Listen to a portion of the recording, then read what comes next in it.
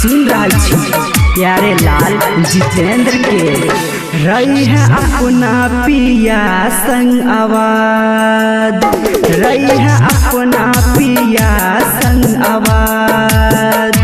पगली हमरा तुमर लाके बाद खुश ससुरा में रही है सनम गे, तू निभई है सनुरवा के लाज गे, तू निभई है सनुरवा के लाज। रही है अपना पिया संग आवाज, पगली हमरा तुमर लाके बाद खुश ससुरा में रही है तू जान गे, तू निभई है सनुरवा के लाज गे, तू निभई है सनुरवा के लाज।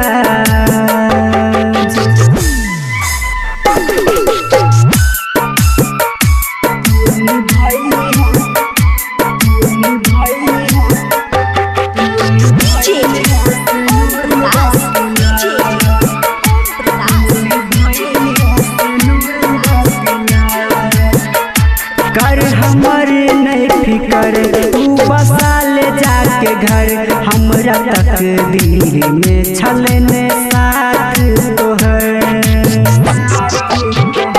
कर हमर नहीं फिकर तू बसा ले जाके घर, हमरा तकदीर में छलने साथ तोहर। प्यार की होय छे, प्यार की होय छे, प्यार की होय छे जाने नहीं समाज, तू निभई है सनुरवा के लाज गे, तू निभई है सनुरवा के लाज।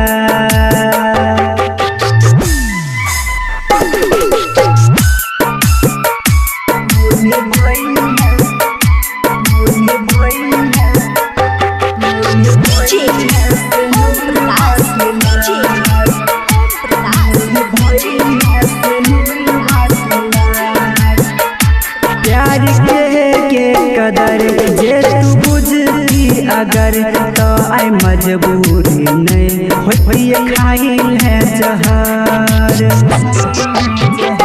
प्यार के कदर जे तू बुझती अगर, तो आई मजबूरी नहीं होती खाइल है जहर। कहे छो प्यारे लाल, कहे छो कमलेश, कहे छो मुकेश तोरा के आज, तू निभई है सनुरवा के लाज गे,